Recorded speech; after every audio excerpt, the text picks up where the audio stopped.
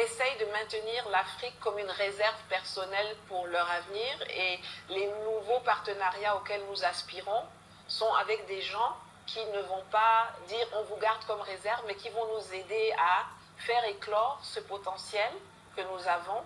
Bien sûr, ils ne viennent pas faire de la charité, c'est du business, mais à tout le moins, on espère qu'il sera gagnant-gagnant, on l'exige même. Alors justement, il y a beaucoup d'acteurs.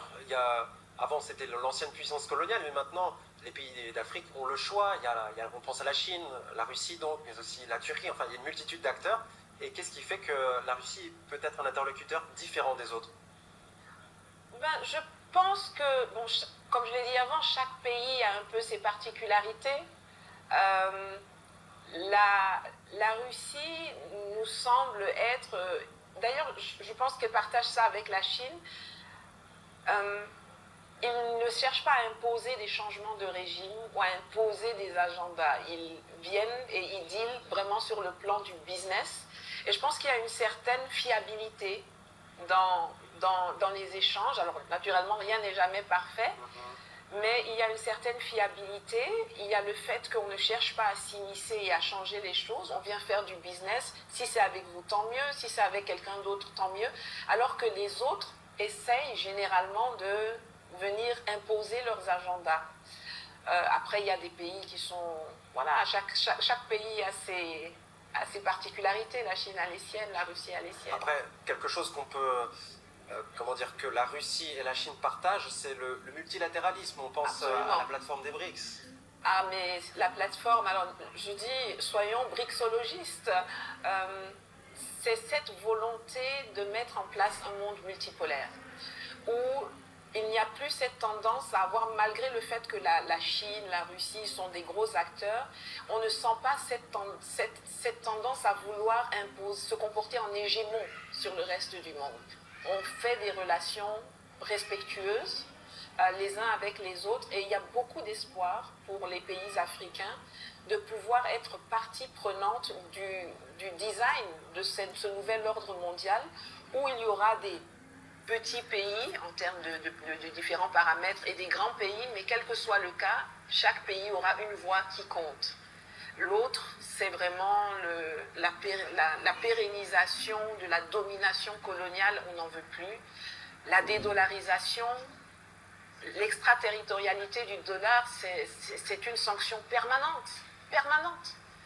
Juste avant de venir ici, les États-Unis s'assoient pour sanctionner le ministre de la Défense du Mali et deux autres hauts responsables militaires parce qu'on les accuse d'être ceux qui ont amené Wagner au Mali. Mais même s'ils avaient amené Mephisto en personne, on s'en fiche, c'est leur choix. Et ils peuvent faire tout ça parce qu'il y a cette extraterritorialité du dollar américain et la volonté affichée par les BRICS de mettre en place les systèmes qui vont nous permettre de travailler en monnaie locale, encore que bon, la zone francophone, elle n'est pas libre, c'est de l'euro. Donc il faut d'abord sortir du CFA pour ensuite entrer dans cette zone. Mais c'est une bouffée de vraiment d'air frais pour tout le monde. Et vous voyez que les pays comme le Kenya, des pays comme l'Algérie, l'Afrique du Sud bien sûr, mais partout, l'Ouganda, tout le monde veut entrer veut aller dans ce sens de la dédollarisation, de la multipolarité, de la fin des hégémonismes violents, insensés d'ailleurs, souvent. D'ailleurs, Vladimir Poutine l'a rappelé lors de son discours hier, sa volonté de vouloir établir des connexions financières directes d'un pays à l'autre pour éviter justement de passer par ces plateformes telles que SWIFT. C'est essentiel. Je pense que la Russie a mis en place, et à ça que je faisais allusion déjà maintenant, un système de paiement alternatif. Elle a un temps d'avance justement de par les sanctions. Mais puisque les sanctions vous poussent à la créativité. Voilà. Vous savez, c'est vrai que ça peut vous causer quelques soucis, mais en même temps, ça vous pousse à l'inventivité. À plus long terme, vous en voyez les bénéfices. Et les sanctions sont venues en Russie en 2014 déjà, donc ils étaient préparés. Donc cette plateforme de paiement est extrêmement intéressante, et puis peut-être plus tard une monnaie commune des BRICS, la nouvelle banque de développement des BRICS avec moins de conditionnalité politique liée, ça va être très intéressant à observer. Alors vous l'avez évoqué également, ce ce que l'Occident peut faire pour éviter ce genre de... Alors vous l'avez évoqué, ces menaces et ces pressions de la part de l'Occident sur différents pays pour couper ses liens avec la Russie. Mais au final, quel est le rendu, quelle est la conséquence de ces tentatives de pression? On appelle ça en foot un contre son camp. Les temps ont changé et je pense que les Occidentaux pensent qu'ils peuvent encore empêcher quelque chose qui factuellement n'existe plus. L'Occident, puissance du monde, est morte au XXe siècle. Au XXIe siècle, ils sont morts, ils sont has-been, ils sont passés.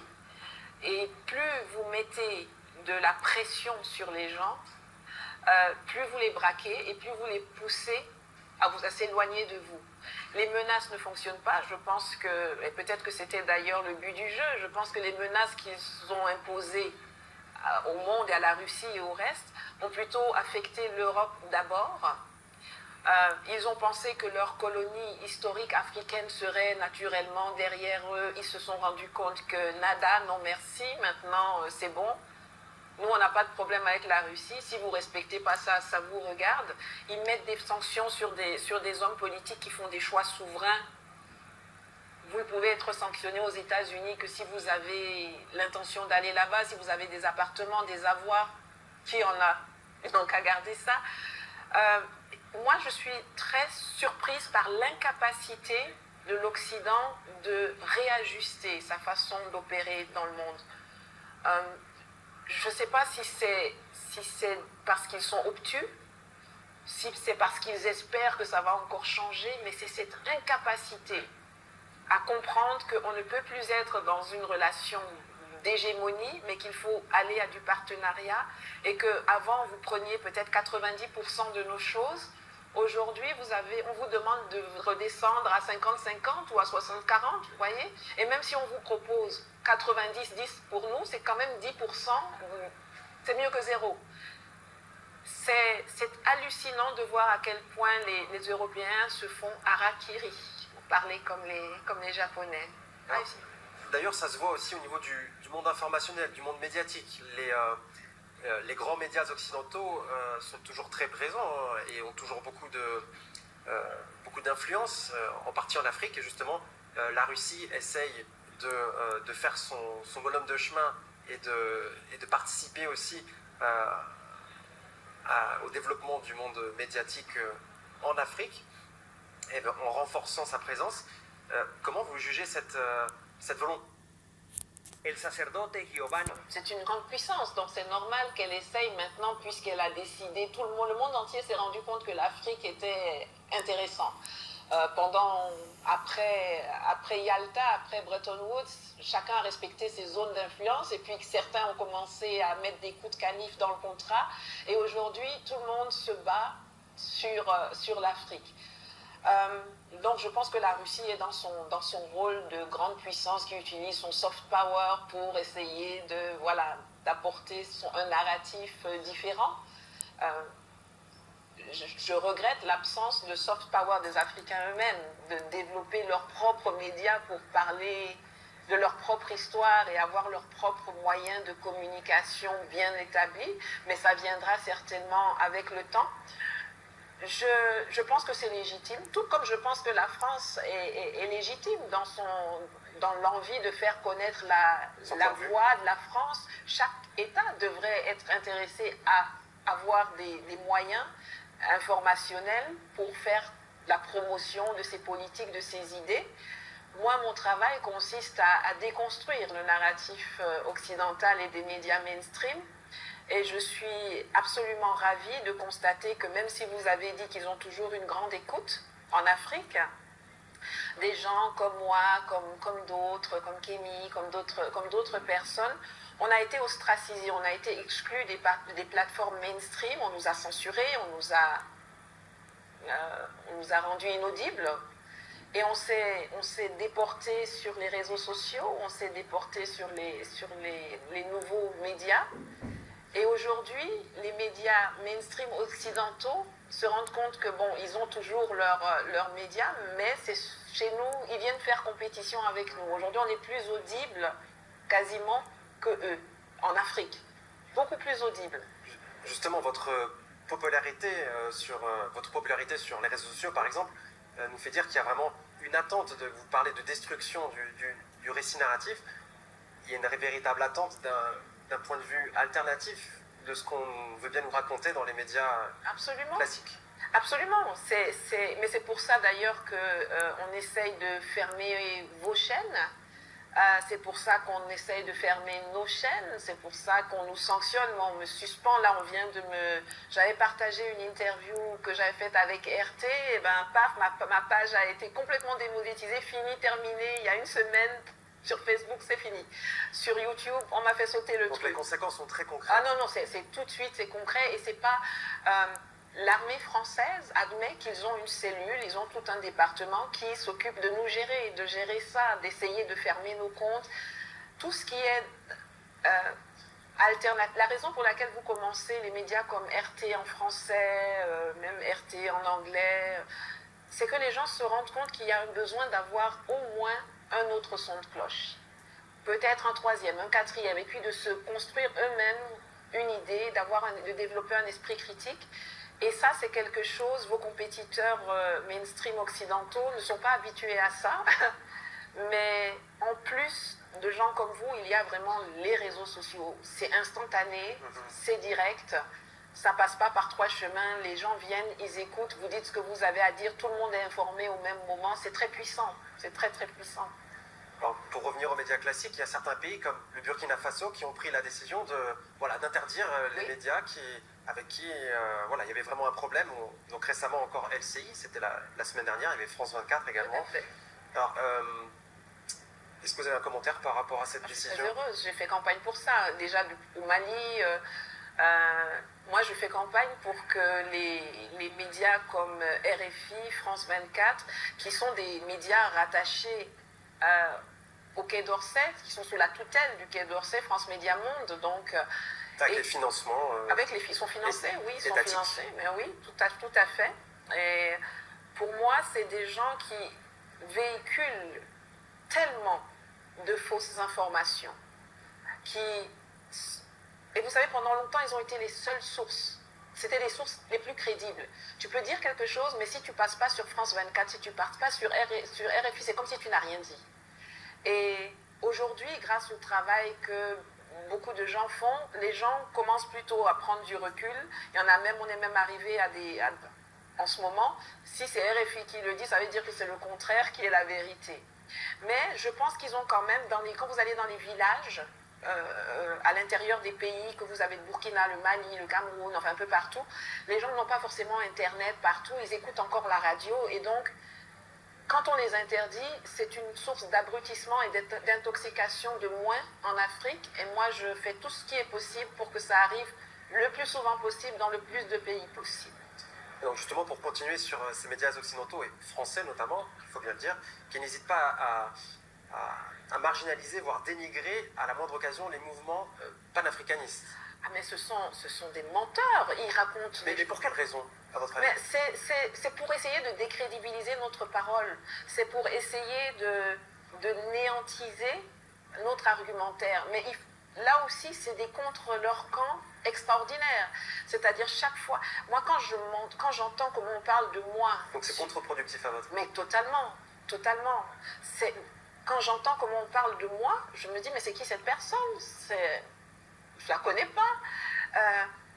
Ils traitent l'information de façon tellement grossièrement orientée, tellement caricaturale, qu'on ne peut pas même partir du fait qu'ils travaillent dans la bonne foi. Ils sont en mission pour faire quelque chose.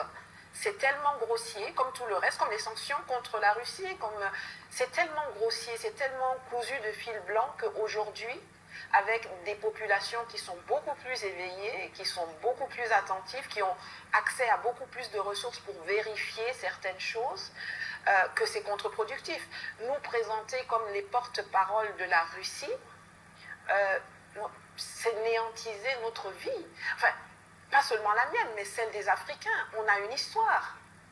Est-ce que le destin d'un Africain, si on écoute ces médias, c'est soit d'être utilisé par la France, soit d'être utilisé par une grande puissance, mais pas de penser par soi-même. Et possible. C'est méprisant, c'est raciste et ça braque énormément de gens contre eux. Parce qu'aujourd'hui en Afrique, les Africains ont la capacité de décider qu'est-ce qui est bon pour eux et de l'exprimer sans être sur une feuille de paix du Kremlin. Enfin, moi, j'ai rien contre les feuilles de paix. S'il y en a une qui traîne par ici et qui est pour moi vraiment de montrer moi l'endroit où est le coin, je vais prendre. Mais on n'a pas attendu le Kremlin pour savoir tous les assassinats politiques qui ont été perpétrés en Afrique par l'État français. Je ne parle pas du citoyen français, je parle de l'État français, de la politique française en Afrique. La France-Afrique, comme on a... La France-Afrique, dont je parle. Et vous savez, il y a quelque chose qui m'interroge. Moi, j'écoute beaucoup Emmanuel Macron. C'est très difficile, mais je m'impose d'écouter ses prises de parole. Et je me rends compte que chaque fois qu'il parle, il confirme quelque chose que nous disons. Avant de venir faire sa dernière tournée en Afrique, il a fait le nouveau partenariat France-Afrique et il a admis l'existence de la France-Afrique. Il a dit, il a même exposé les méthodes opératoires de la France-Afrique. Il a dit, on avait un monopole, c'était des rentes, on ne fournissait même pas un travail de bonne qualité. Quand vous allez voir les présidents africains, vous envoyez vos N-12, c'est pas normal. Il faut, quand vous allez en Allemagne, c'est vous-même qui y allez. Donc il a dit tout ce qu'on dit. Bon, moi, je me demande, il dit la même chose que moi. Quand je le dis, on dit que j'ai un sentiment anti-français. Lui qui est président de la France, son sentiment, c'est quoi? Ils parlent beaucoup, ils disent la même chose que nous, mais quand c'est eux qui le disent, ça passe. Quand nous, on le dit, ça devient, on est payé par les autres, on est des agents d'influence étrangers, on est des anti-français. Pour moi, ça ne peut être que parce qu'ils sont racistes et ils sont méprisants et ils considèrent que les Africains sont des sous-hommes qui n'ont pas le droit de s'exprimer ou d'exprimer ne serait-ce même des vérités parce qu'ils sont des choses, ils n'ont pas à parler. C'est les grands qui parlent. Mais nous sommes grands, nous sommes décomplexés surtout. Alors aujourd'hui, qu'est-ce que c'est la France-Afrique? Est-ce que ça existe toujours et à quoi ça ressemble? Quelles sont ces dynamiques? Oh, la France-Afrique n'a jamais cessé d'exister et je ne pense pas qu'elle soit prête d'arrêter d'exister à court terme. La France-Afrique, c'est un système de prédation dans laquelle j'ai souvent l'habitude de schématiser en disant il y a 20% de France et 80% d'Afrique. C'est-à-dire que le mastermind, le système, le cerveau est en France, c'est conçu pour bénéficier à la France et ça a des relais locaux en Afrique. Ces relais sont généralement des élites qui ont été, ce qu'on appelle élites, qui ont été formées à l'éducation française, etc. et qui pensent que c'est plus important de servir la France que de promouvoir les intérêts de leur pays. Et donc notre travail aujourd'hui, c'est bien sûr de nous attaquer au cœur du système en France, mais c'est aussi d'attaquer les relais locaux ici dans ce pays. Et ça va de tout ce qui est prédation économique, ça, on se passe du gré à gré, on donne des contrats qui sont, des clés de répartition qui sont affligeantes, affolantes. On élimine ceux qui s'opposent, on a créé une économie de rente, on a une monnaie qui ne sert qu'à enrichir la France, qui nous interdit de nous industrialiser. Et ce petit système mafieux, c'est comme un cancer, c'est-à-dire ça a des tentacules.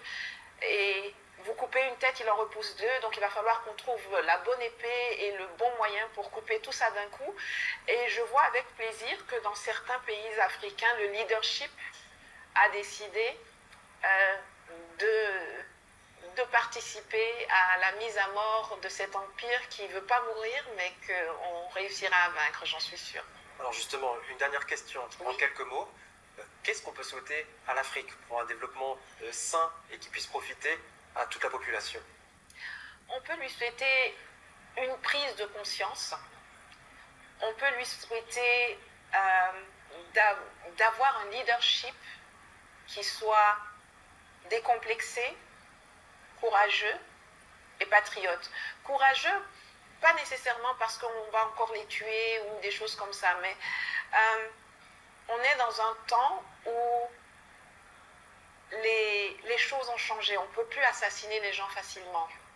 Ou en tout cas, si vous les assassinez facilement, il y aura des répercussions qui n'étaient pas celles, qui n'existaient pas précédemment. Aujourd'hui, vous allez assassiner un de nos leaders patriotes, il y aura des répercussions durables, permanentes, violentes dans toute l'Afrique. Mais ce que moi je souhaite, c'est que les gens prennent conscience des opportunités de l'instant géopolitique actuel et qu'ils mettent en place des choses qui vont rendre irrévocable notre sortie de cette prison et notre émancipation. Et j'ose espérer, ça passe aussi par les programmes scolaires, parce que nous, on fait des changements. Aujourd'hui, je me considère comme une semeuse de graines. Je ne suis pas certaine que je verrai la récolte, mais je pense que la génération qui va suivre va permettre à l'Afrique d'être debout. Je crois que c'est Frederick Douglass qui disait « C'est plus facile de construire des enfants forts que de réparer des adultes qui ont été gâtés. » J'ose espérer qu'on va se réparer, on va construire des enfants forts et qu'on va savoir qu'on n'a pas seulement le droit d'être dans la salle lorsque le nouvel ordre mondial va s'écrire, mais on a le devoir d'être assis à la table avec un stylo, avec une tablette, avec un laptop et de mettre notre input. Voilà, c'est ce que je souhaite à l'Afrique, ce leadership et ces populations, ce courage et cette ambition. Ce sera le mot de la